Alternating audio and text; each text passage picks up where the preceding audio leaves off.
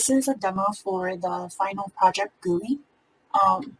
And the goal is to make something like this. This is a sample final project where you have 2 slots for the original image and then the modified image, and some parameter toolbar that you can like change some like scale or like a button to set different effects. And these are very basic effects that are implemented here, but you're encouraged to explore other artistic effects. You can feel free to implement things like a reset button or a load function where you can load different images and it would act on the image that you loaded up. So I'm gonna show you a very basic version for creating the GUI. Here we have like a basic structure for the window that I just showed you, and we're going to mainly be using the tkinter library. So the base code consists of 3 parts: the import statements, and then this class that has the class name, which I am calling app, and then we are going to call the app. So we're defining the class here, and then we're going to call it by passing in this tk object. To start off, we need to define our window, so the window of this tk object. And the title, we can make it, give it the window title. And then to show the actual window, you need to include this line where it's calling the main loop. So if I run this, I get a window. There's nothing in there because we didn't put anything in there, but you can kind of see that the window title is like shown here. Yeah. So we will add stuff in here to create the structure that I showed you earlier. We want to create a frame that can fit the images. And so I'm going to create a frame called frame1, which is from the widget or frame from TK. And the first parameter is the parent window that you want, and then you can specify the width and height. We can set that later. And then to place it into your window, you need to pack it or place it or grid it. So I'm going to use pack, and the fill method doesn't matter too much, and you can look this up in their documentation of what options there are. This is creating a frame that can fit the images. The width and height doesn't matter too much in this case, but I'll just set like some arbitrary values. And then I'm gonna make the background color blue so we can see if it's actually showing up. Yay! So this is a 100 pixel by 100 pixel window, and it's shown in blue, so we know that it's popping up. Obviously, after everything is done, you can remove all the color so that it doesn't just look all blue or very colorful, unless you want to keep it, which is fine. We want to load the image because we need to show it, right? So I'm going to create a variable called CV_image. I think the reason why we have to put self is if you want to reference it in other functions besides this initialization function, which is what gets run when you first create this class object, like app object. So you don't have to use this self notation, but I mean, why not? This is converting the color from the CV2imRead method. And for this one, I made it so that unless you specify a different image when you start the program, it will automatically load up the Lena image, and obviously the file name has to match what's here. This is going to be BGR because that's what CV2 reads it in, and then RGB. So this is load image using OpenCV. And I probably will want the dimension, so I'm just going to grab that now. And then dimensional is going to be my image, my shape. Okay, and if I run this now, nothing will show up because we only just grabbed the image by reading it in, but we didn't put it anywhere, so it's not going to come up visually. Now I'm going to make space for the 2 images, and to do that, I'm going to use what's called a canvas. It's similar to a frame, but canvases are intended for like drawing pictures or other like graphics, and you can also put images in it. So let's create 2 canvases for image display, and then so I'm going to call it canvas. Here's canvas 0, and then I'm going to be putting in self frame, frame 1. So that's the parent widget, and then there's a width and height, and then some background color just to help see it. I'll call this yellow. This is going to be the original image, and then always got to pack it in there. I'm just going to copy this and change the name. Make 2 of them, and then let's make this one like orange. And for the canvas, I'm planning to put my image and some like labeling at the bottom. So I want to make this a little bigger than my actual image. So I have these global variables here that I'm going to use. And I'm going to make my width max dimension because I'm not going to create anything or write anything on the sides of the images, but then on the top and bottom maybe. So I'm going to put max dim and then max dim dimension plus 3 times the margin size. So we just created the canvases but didn't put the image, so if I run this, get an error, spelled it wrong. So after fixing it, if I run it again, it's been packed. This can be okay, but I kind of want them side by side, so let's see if we can change that by packing the second one onto the right. Okay, that didn't do anything.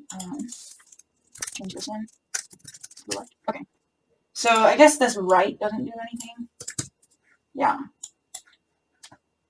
I mean, yeah, you just kind of have to play with it to figure out how you want to place it, and that's what makes it fun. Okay, so now that we have the canvases, we can put the image in the canvas.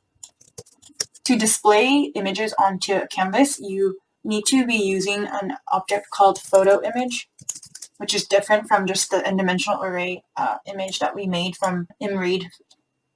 And so let's set a variable called photo original, and we want to use this package or library here. So it's pil image tk photo image, and then the image is going to be the pil image from array of our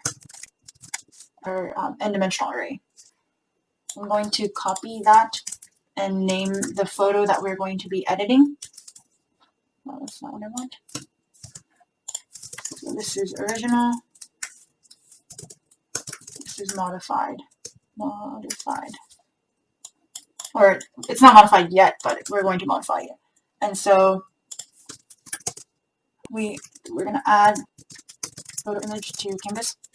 We're going to select the canvas we want and then create an image in it. Let me review this. And then the image is self. I looked up this function. So the first argument has to be the position, given us 2 coordinates. And the default anchor is the center, so I'm giving the center dimension of the canvas and then specifying the image.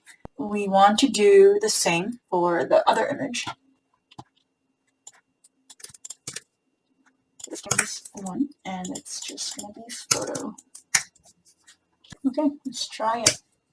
Yay! Okay, so you can see that the image is slightly smaller than the canvas size, and it's anchored at the center, sort of. And so there's some space to put text if I want to put original image and modified image or something. So let's do that. Right, label images. And that's going to be again on the canvas of interest and create text. So I want to center the image based on the width, and then have it be below the image, but a little lower, because if I do this, it's like right on the maximum dimension. So I'm gonna add like maybe 2 times the margin, and then text is original photo. I'm missing something. Yay! It's there, but it's kind of small, and you can adjust the font and stuff, like font not Tahoma 20, which is the size, and then that gets better. And you can see that it's like kind of clipped. Maybe if I only have, yeah, then it's like not clipped. So I like this, so I'm gonna do that for the other canvas. Change the name, change the text, so this is modified. When you do copy and paste, you can go back and like change one of these names to like canvas 1 and like canvas 2. So you want to make sure that you change everything. Otherwise, Python will remember old variables, and then your code can get really funky without you knowing. And when that happens, I would just like restart my kernel and like restart everything, like run everything from the beginning, so that you can find out if any variables are missing or like named incorrectly. So after that, we can now move on to making space for the parameter toolbar. The process can be similar to making the frame to display the images.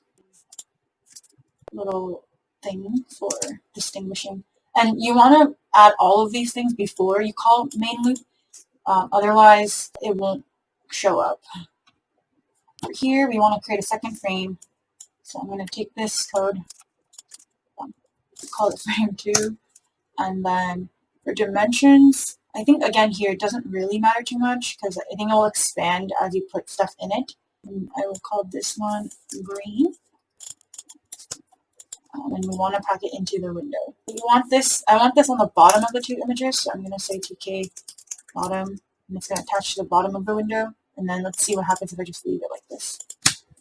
Okay, this is like not bad. I'll take this. So it added a window. The pixel dimension from here to here is 100, and it I said filled both, so it filled in the X and Y directions, which is why it looks longer than 100 pixels. And so here I'm gonna just create like a basic label. Here, create label. Caption. So create label for GUI description. So this is gonna be self label tk label. And I'm attaching it to frame 2, and then the text is maybe like a description of how to use the GUI, and then again, change the font to, I only know Tahoma, maybe like times 25 and bold. Self label pack, and let's put it anchor on the west side of the frame. See what happens. So this is what I just put, and notice that the background of the text, like it's not like just clear, so I think the default is white, and I'm sure there's ways to make that so that it matches the parent widget and whatnot, but for now this will be sufficient. And then I want to create another label, but in here, this is a GUI demo. I hope you find this helpful. And then I want it to just be like a standard thing. And notice that I am using the same name, so after you pack it, and it's just a label, unless you want to refer back to this one, you can rewrite it if it's like a one-time action. Yeah, so here it's written and it's the description, and then after that, let's now add some widgets like buttons, sliders, or whatever to create this interface. I like working with canvases, so I'm going to create a canvas for a button, create a canvas for buttons, and then I'm going to create a button for gating the image. Here, I'm going to make another canvas for buttons. I'm going to copy code because I'm lazy. Make sure the name is changed. And then here, I'm packing it into frame 2, and I don't really need any of this. I want to pack it on the left. And then the size doesn't matter. and it will expand when I put buttons. So here I'm going to put button negative, because I'm going to use it for negating the image. And then this comes from the button widget, and the parent widget here is canvas button. And then on the button text, or the text of a button, I wanted to say negate or negative. And then what's important is this command. This is what specifies like the callback function. So I'm going to refer to this as the negative function, and then practice. This isn't a complaint because right now there's nothing called negative within our class. So I run this, it's going to be like no attribute negative. So to solve this, we want to implement callback functions. So the callback functions are going to be a different definition of a function. And so I'm going to put it after this main loop call. The indentation is important because it has to match this class. So here I'm going to define callback for negative button. This is going to be called negative, and it's going to take the argument self. Buttons don't have anything other than just a click. And if you were working with like a scale, slider scale, then it'll have like an additional number or value that comes with it, but this one just passes in itself. And so I can say a new image is going to be the negative of the old image, so or the original image, 255 minus self.cv. Basically, you have to create a new photo for the modified array. And so I'm going to copy this code here, and then this is going to be for a new CV image, and then I have to put it back. So I'm going to take this create image, and so I think this is a right canvas. Yeah. So canvas 1 is for a modified photo. Obviously, you should name your variables more descriptive than I did, but if you can remember them, it's fine. So canvas 1 is for the modified image, and I'm going to place it in the same place, but now our photo variable is updated to reflect the new changed modified array. So if I run this now, this is another thing. So if you have an error and then you run it again, you're going to get this thing, and like every time you run it, it's going to increase the value. So that's like 19 now. I don't really know how to fix this. So what I do is I just restart and clear all outputs. And so if I do that, then I can call it again and it will show up. Yeah, so the button is here. I can negate it, but you can see that like no matter how many times I press it, it will only show just the negative of the original photo, which is fine if that's what you intended. But if you want to like keep negating it, you need to make it recursive, or like remember this photo instead of just taking the original and modifying it, which isn't required, but it's just like a good to know. So if I want to make this negative buttons to negate the modified photo every time, I can make that happen by making it recursive.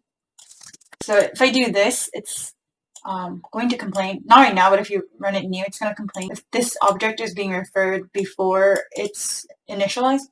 So what I could do is go up to where I make the image, and then create just a copy of the image. So new CV image is a copy of itself, or of this object.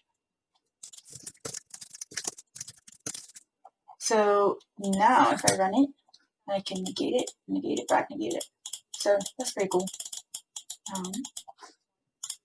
That is technically the end of the demo, but I will include another one. Like a button's kind of boring, so maybe we can create a scale that lets users blur the image. So here, I'm going to call it scale blur. This is going to be using the scale, and put it in the frame instead of the canvas. This structure is a little redundant because I'm putting it in. I have a frame, and then I put a canvas, and I put the button in the canvas, wherein I could have just put this button in the frame. So actually, let's try that. This is still frame 2. Yeah. So it's still there. It still works, and it's so I don't have to use this. delete that one. Okay, so then pack it into frame 2, and then just try that, and then pack. Okay, so you can see that we have a scale here. It's a vertical one. I think you can change it to horizontal. Orientation to horizontal. Yeah. There's other modifications to make it look pretty and whatnot. You can explore that on your own. To link it, you also use this command, and let's call this blur. And so I'm going to define a new function. Blur, and here I'm going to call it k, and like I said before, so you can see that there's this value that the scale is giving, and so you need to take that in. Otherwise, it's going to complain. Okay, maybe it doesn't complain. Okay, maybe it does. I don't know. I think, yeah. It says blur takes one positional argument, but 2 were given. It's giving 2. It's not an error, but or maybe it is an error. I don't know. So just take it in. Yeah. Now that we have linked it, a equals 1 doesn't do anything, and so we want to be able to blur the image. In order to take in the value, you can use a function called from the scale blur or the scale object. You can do the get function. So this is value of slider. So the structure will be the same. So I copy it. Except now this is going to be different because this is like different code. This part I will hide away. So if I run the blur code, you can see that I'm blurring my image with different values of the scale. For stuff like this, you want to really be careful with recursive code because let me show you. This is a recursive rendering of the same code, and you can see that it blurs correctly, except if I go back, it just keeps blurring the image, and it's just gonna become gray. Or yeah, that's not what we want. So yeah, that is the end of the demo. Obviously, what was rendered was not that pretty, but that's where your part comes in, so you can play with the GUI. And so this just is like a very basic introduction to using tkinter. So yeah, good luck with your project.